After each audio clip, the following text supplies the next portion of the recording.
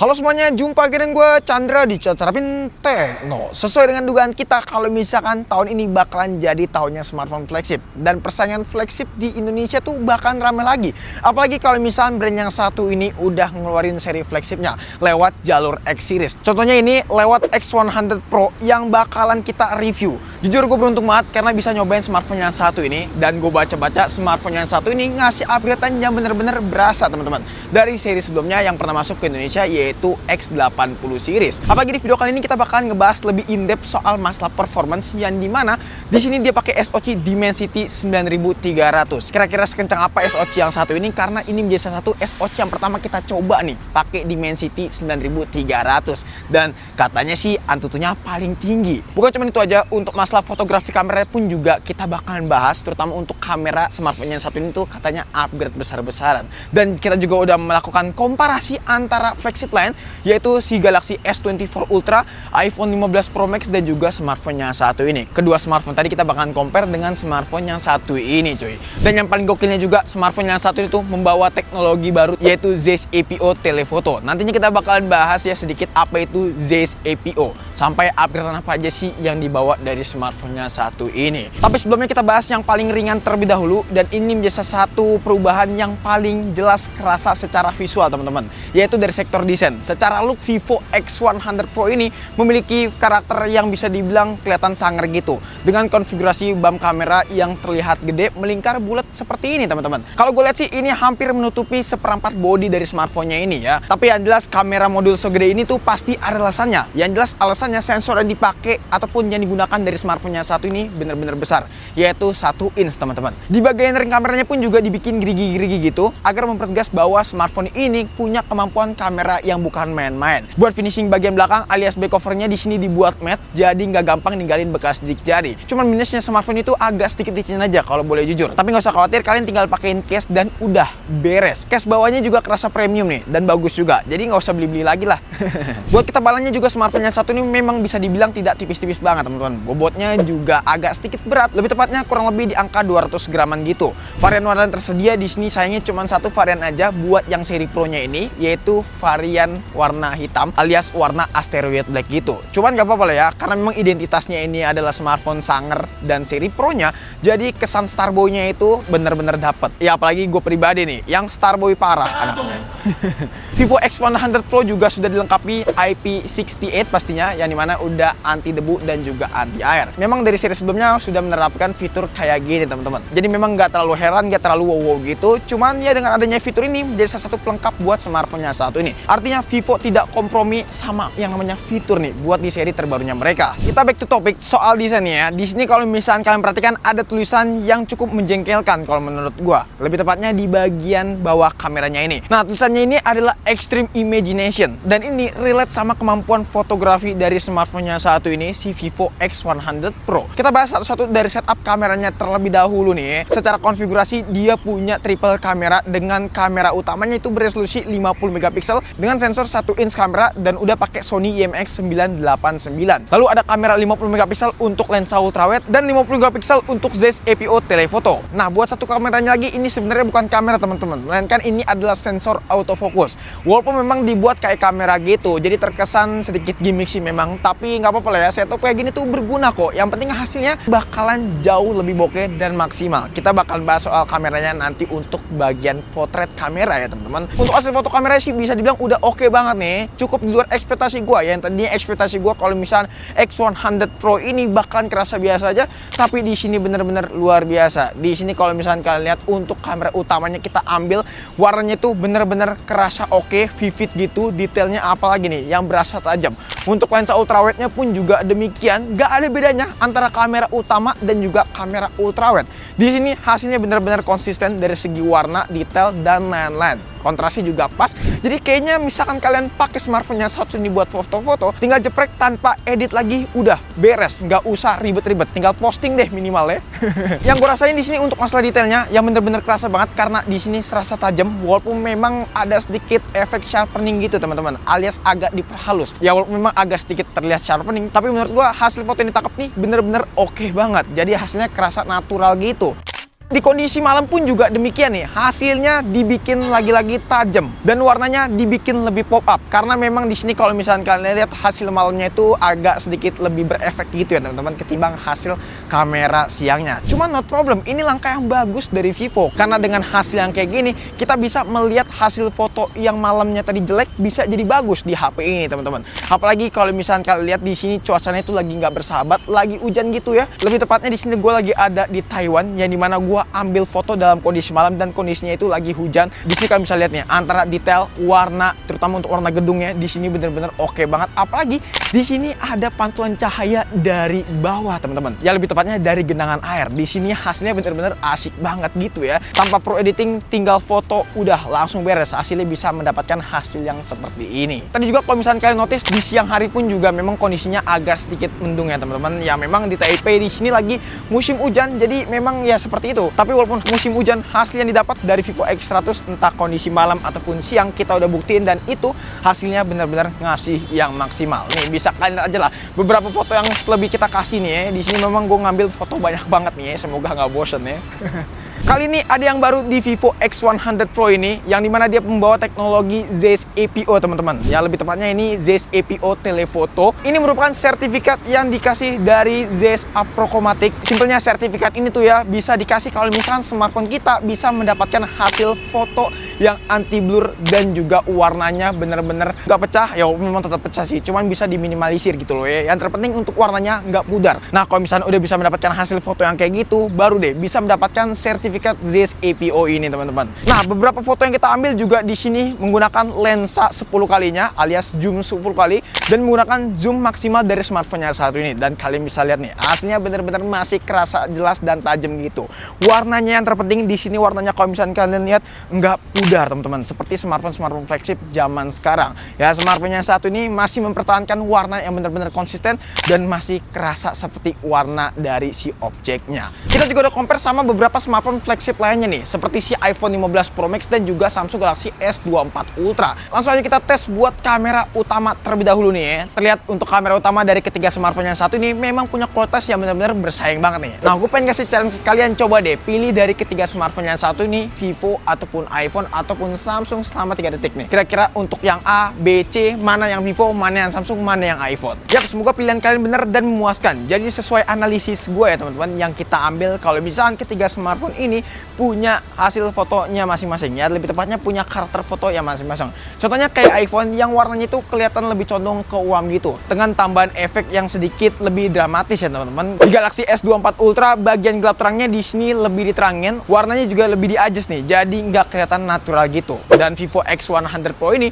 punya karakter gambar yang agak sedikit sharpening tapi ngebuat hasil fotonya itu jadi lebih enak dilihat. Lalu kita compare juga dengan beberapa hasil foto lainnya yang dimana lagi-lagi si Galaxy S24 Ultra punya warna yang lebih di-adjust teman-teman. Adjustnya dalam artian warna itu lebih ditingkatkan biar hasilnya lebih kerasa pop up gitu untuk masalah warna. Cuman untuk iPhone lagi-lagi lebih chrome dan Vivo X100 Pro ini punya hasil yang benar-benar kalau kita lihat cukup lumayan natural ya, mungkin menyesuaikan dengan kondisi saat ini ya, kondisinya lagi mendung. Dan di sini kalau kalian lihat si Vivo X100 Pro ini punya hasil yang menurut gua cukup oke dalam kondisi mendung kayak gini. Karena kalau kalian perhatikan lebih dalam untuk SDR kerasa bener-bener berasa banget di iPhone dan juga si X100 Pro. Di sini warna gedung sedikit lebih di-adjust biar gelap terangnya itu nggak terlalu gelap dan kontrasnya juga di-adjust sedikit biar menghasilkan hasil yang futuristik. Sementara untuk di iPhone pun juga demikian, di sini warnanya kekuning-kuningan lagi-lagi dan untuk SDR-nya memang mirip-mirip seperti Vivo X100 Pro nih. Ya cuman untuk hasil foto yang selanjutnya ini bisa kalian tulis juga di kolom komentar ya, lebih bagus yang mana nih. Sekarang kita pindah ke lensa 46 mm alias lensa zoom 2 kali dari masing-masing smartphone ini teman-teman. Nah ketiga smartphone yang satu ini pakai optical lens untuk 2 kalinya ini. Dan kalau kalian lihat untuk ketiga hasil fotonya ini punya karakter warna yang lagi-lagi mirip teman-teman seperti kamera utama yang dimana memang kan udah optikal dan untuk di sini buat warnanya masih benar-benar konsisten dari ketiga smartphone yang satu ini, entah dari segi warna, detail, kontras dan lain-lain di sini benar-benar konsisten. Cuman lagi-lagi di Vivo memang di sini agak lebih sharpening, tapi entah kenapa sharpening dari Vivo tuh gue ngerasa kayak nggak terlalu over gitu loh, jadi kerasa pas gitu, jadi terlihat nggak sepucat seperti si Galaxy S24 Ultra nih. Begitu juga dengan iPhone 15 Pro Max. Selanjutnya kita coba foto objek orang ya menggunakan lensa 2 kali dengan mode potretnya. Nah, di sini Vivo X100 lebih kerasa gurih gitu, serta perpaduan warna yang benar-benar tepat dari segi skin tone dan lain-lain. Sementara si iPhone lebih sedikit menguning dan si Samsung Galaxy S24 Ultra lebih ke putih kalau menurut gua. Agak sedikit pucat ya, mungkin ini karena over exposure ya. Tapi yang jelas dari skin tone kalau menurut gua sih Vivo memang udah yang paling juara untuk mode potret kayak gini. Bukan cuma di mode potret aja, tapi di mode lainnya seperti kamera utama, di sini skin tone memang si Vivo lebih unggul. Kita juga pakai optical 5 kali zoomnya, yang dimana dari ketiga smartphone yang satu ini lagi-lagi bener-bener punya hasil yang mantep nih, terutama buat di iPhone, yang dimana iPhone punya bokeh yang bener-bener gurih, dan di Vivo X100 pun juga demikian, bokehnya pun juga maksimal. Dan di Samsung bisa dibilang kelihatan cukup lumayan oke, cuman lagi-lagi Samsung over exposure teman-teman. Di beberapa foto lainnya pun juga demikian, Vivo lebih unggul nih ya buat mode potretnya ini. Ya, hal ini mungkin dibantu sama teknologi Zeiss Multifocal Portrait yang bisa ngatur focal lens dari 24 mm ke 100 mm, kayak lensa profesional aja nih. Dan yang gak boleh lupa, di sini Zeiss Portrait Style juga ada. Kalian bisa explore foto-foto ataupun hasil yang lebih dramatis nih menggunakan fitur Zeiss Portrait Style ini yang dimiliki dari Vivo X100 Pro. Kita shoot dalam malam hari pun juga demikian. Di sini bagian yang paling benar-benar bersaing ya si Vivo X100 Pro ini, yang hasilnya menurut gua lebih vivid daripada smartphone lain nih seperti S24 Ultra ataupun iPhone 15 Pro Max. Di sini kalau kita buat ambil beberapa momen yang benar-benar gak pakai pro editing lagi-lagi, sekali foto dan udah selesai, di Vivo X100 Pro ini lebih unggul. Apalagi untuk partikel air di jalanan nih, yang dimana benar-benar kerasa oke banget di Vivo 100 Pro ini. Seperti benar-benar kayak ada efeknya gitu. Ya memang agak sedikit lebay sih efeknya, tapi ya it's okay lah kalau menurut gua. Lagi-lagi untuk Vivo dalam kondisi malam bener-bener gokil nih buat aslinya. Ya walaupun memang di Galaxy S24 Ultra dan juga iPhone 15 Pro Max juga kerasa oke. Cuman gue juga pengen tahu dong pendapat kalian soal kamera malam dari ketiga smartphone yang satu ini. Coba tulis di kolom komentar, kira-kira kalian pilih yang mana. Oh ya, kita hampir lupa untuk ngebahas lensa yang jarang banget dibahas, yaitu adalah lensa makro teman-teman. Di X100 Pro ini bisa sampai 18 cm untuk jarak antara objek dan juga lensa. Jadi untuk kalian yang suka pengen mendapatkan hasil foto yang bokeh dengan detail yang mantap sih, ini udah oke banget. Apalagi warnanya tetap kerasa vivid dan juga bokehnya natural gitu. Nah, ngomongin bokeh-bokehan, ini ada bagian yang paling seru kalau menurut gua, yang dimana di Vivo X100 Pro ini punya cinematic portrait teman-teman. Dan untuk perekaman video cinematic portraitnya ini bisa sampai 4K 30 fps dan juga 1080p 30 fps. Jadi hasilnya bisa kalian lihat aja dalam kondisi malam aja udah seperti ini. Gimana untuk kondisi siang? Nih kondisi siang bisa kalian lihat juga nih hasilnya kurang lebih seperti ini, bener-bener bokeh dan bener-bener gurih gitu. Apalagi bisa kalian atur juga untuk tingkat bokehnya. Kalau misalnya pengen terlalu bokeh ya bisa kalian atur aja. Setelah videonya selesai pun juga pas habis di record itu bisa kalian edit juga untuk tingkat bokehnya. Jadi nggak usah khawatir lagi ya bang kurang bokeh nih, kalian tinggal aren aja mau titik bokehnya di bagian mana dan bisa kalian atur tuh tingkat bokehnya mau seberapa bokeh. Oke, ini adalah hasil perekaman ultrawide di 4K 30. Nah, ini kalian bisa lihat nih warna langit dynamic range-nya dan juga warna dari lantai ini. Si Vivo X100 Pro warnanya sedikit lebih pop up. Apalagi kalau misalnya ketemu dengan daun-daunan kayak begini. Wow. Itu ya warnanya ya, kalian bisa bedain ya. Vivo X100 Pro ini sedikit lebih baik, dan juga kalau misalnya gue bilang untuk detail, X100 Pro ini juga sedikit lebih baik. Nah, ini untuk hasil perekaman video di kamera depan. Ini iPhone, ini Samsung Galaxy S24 Ultra, dan ini adalah Vivo X100 Pro. Sekali lagi untuk kualitas warna, kembali si Vivo ini sedikit lebih oke, dan dynamic range-nya pun juga lebih oke dibandingkan dengan dua smartphone lainnya. Dan buat hasil videonya sih menurut gue sih udah paling asik nih. Di sini kalian bisa lihat beberapa hasil video yang kita ambil, dan menariknya juga pas waktu kita ambil menggunakan direct aplikasi Instagram, di sini bener-bener nggak pecah. Apalagi zoomnya ini bener-bener enak, jadi buat konseran berasa asik gitu ya. Zoomnya gampang banget, tinggal swipe begini udah kelar, bisa di zoom gitu loh ya. Dan zoomnya itu benar-benar smooth banget. Bukan cuma soal kemampuan fotografinya aja nih yang diunggulin, dari sektor performance pun juga Vivo X100 Pro ini harus dikasih apresiasi lagi-lagi. Karena untuk SoC-nya dia pakai SoC yang gak nanggung-nanggung, yang lainnya bukan adalah yang paling atas dari kubu MediaTek. Yap, kalian udah bisa tebak lah, yaitu Dimensity 9300. Yang dimana ini ada smartphone yang paling atas buat masalah skor Antutunya berdasarkan data yang kita ambil di website nanoreview.net. Kita udah coba juga buat jalanin aplikasi Antutu berturut-turut selama 5 kali, dan untuk skornya ini hampir menyentuh di angka 2,1 juta. Dan kita coba pakein cooling, hasilnya tembus di kisaran 2,1 jutaan pas. Nah, dari skornya aja udah setinggi ini, pastinya kalau buat diajak apapun seperti ngegame dan lain-lain bakalan seasik dan semantep full itu. Nah, di sini kita juga menjalankan beberapa benchmark lainnya ya teman-teman, seperti Geekbench 6 yang dimana untuk single core dan multi core kita running selama 5 kali berturut-turut, juga hasilnya konsisten nih, dapat di angka 2000-an buat single core, dan multi core-nya dapat di angka 7000-an. Lalu di 3D Mark benchmark dengan Wheel Rev Performance, di sini buat running selama 5 kali mendapatkan skor di kisaran 16.000-an dan konsisten lagi-lagi. Di 3D Mark benchmark dengan stress test, stability-nya itu dapat di angka 79%. Dan juga untuk suhunya memang menyentuh di angka 44 derajat Celcius. Baterainya berkurang lebih 19%-an. Memang agak sedikit lumayan panas dan agak sedikit boros di stress test ini. Nah, nggak sampai di situ, kita juga udah stress test buat di CPU throttling ya teman-teman. Dan hasilnya di 30 menit awal menurut gua cukup lumayan stabil, walaupun memang ada sedikit drop di menit-menit awal. Tapi nggak apa-apa lah ya, masih bisa stabil di angka 90%. Lalu kita coba di pengujian yang kedua, yaitu di 60 menit nih, langsung aja di 60 menit. Dan hasilnya memang ada sedikit ngedrop, tapi tepatnya di sini ngedrop bisa sampai 70 ataupun 80%-an teman-teman. Ya memang untuk stability-nya Dimensity 9300 ini benar-benar ganas, dan kalau kita lihat memang tidak sesuai ekspektasi kita nih untuk masalah stability-nya.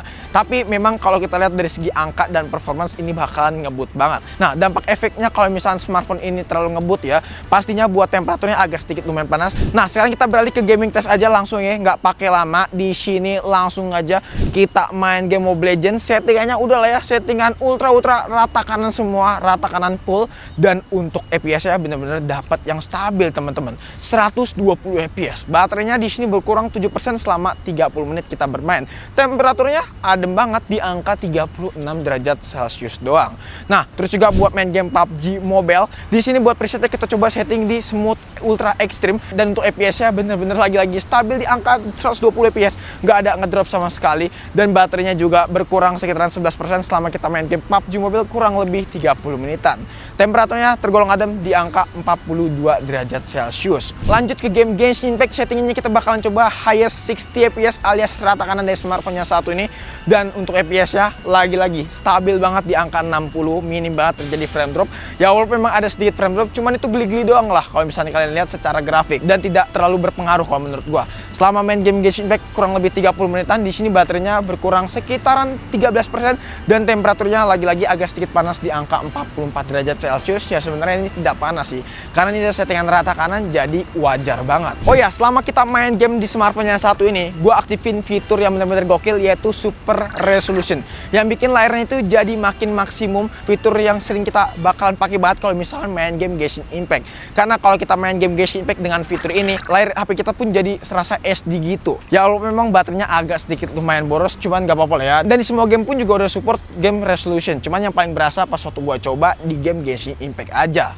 Sama kayak spek layarnya ini, yang dimana bener-bener gokil, bukan cuman fitur super resolusinya aja, tapi layarnya ini menurut gue tuh udah gokil gini. Nah, untuk layar sendiri di sini masih mempertahankan desain 3D curve gitu, alias desain layar yang melengkung. Walaupun memang rata-rata flagship zaman sekarang sudah mengurangi penggunaan desain seperti ini. Cuman plusnya kalau misalkan kita menggunakan desain kayak gini, secara looks smartphone kita tuh bakalan jauh lebih elegan dan keren gitu.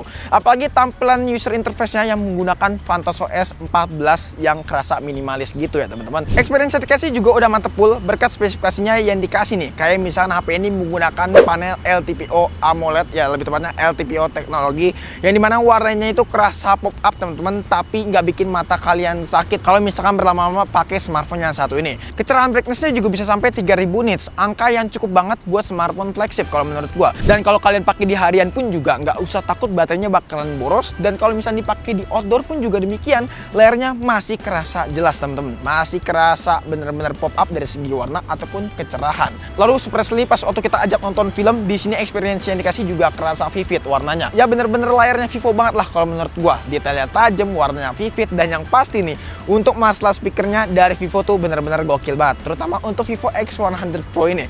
Di sini sih yang gue rasakan buat masalah speaker memang tidak sebagus seperti flagship lain yang ada di pasaran. Untuk kualitasnya di sini nggak cempreng, yang penting, tapi bassnya agak sedikit bulat. Paling kekurangannya dari Vivo X100 Pro ini soal speaker ya kurang kenceng aja. Tapi yang jelas untuk speaker dari HP ini tuh nggak kenceng dan juga pas gitu dirasa. Buat kapasitas baterainya sendiri, si Vivo X100 Pro ini berkapasitas 5400 mAh dan juga sudah dibekali dengan Blue Volt teknologi teman-teman. Untuk flash charge-nya ini bisa sampai 100 watt, cuman memang di dalam paket pembelian kita mendapatkan adapter 120 watt. Secara screen on time sih bisa bertahan hampir 12 jam. Yang menurut gua ini gokil banget karena memang kapasitas baterainya ini di atas dari kapasitas baterai flagship smartphone zaman sekarang.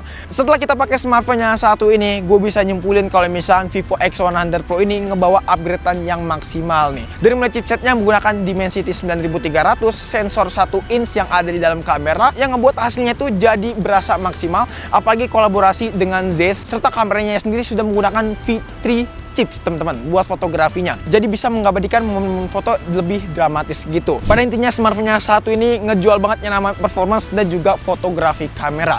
Ya sebenarnya bagian ini yang dicari sama smartphone flagship zaman sekarang ya teman-teman, karena jarang banget kalau misalnya kita cari di pasaran smartphone yang punya paket komplit kayak gini teman-teman. Ada performance ngebut dan juga ada kamera yang gokil, apalagi baterai yang kuat, desain yang oke, dan juga layarnya yang benar-benar asik. Jadi memang paket komplit ada di Vivo X100 Pro ini. Jadi mungkin cukup sekian aja video kali ini. Kalau misalnya kalian punya pendapat atau punya pertanyaan, boleh banget tulis di kolom komentar terkait smartphone-nya satu ini. Dan kalau misalnya kalian pengen beli smartphone-nya satu ini, langsung aja klik linknya ada di deskripsi ya. Harganya sendiri gue juga belum tahu pasti harganya berapa, karena gue syuting dalam kondisi gue nggak tahu harga HP ini berapa teman-teman. Jadi intinya kalau misalnya kalian pengen nanya-nanya, boleh banget di kolom komentar, kita diskusi bareng-bareng terkait smartphone-nya satu ini. Pengen nanya secara privat juga boleh, DM di Instagram kita di @sarapintekno. Pengen join ke komunitas kita juga boleh kok, klik linknya ada di deskripsi buat join ke komunitas Telegram kita. Chandra pamit, sampai jumpa di video selanjutnya. Until next time, goodbye.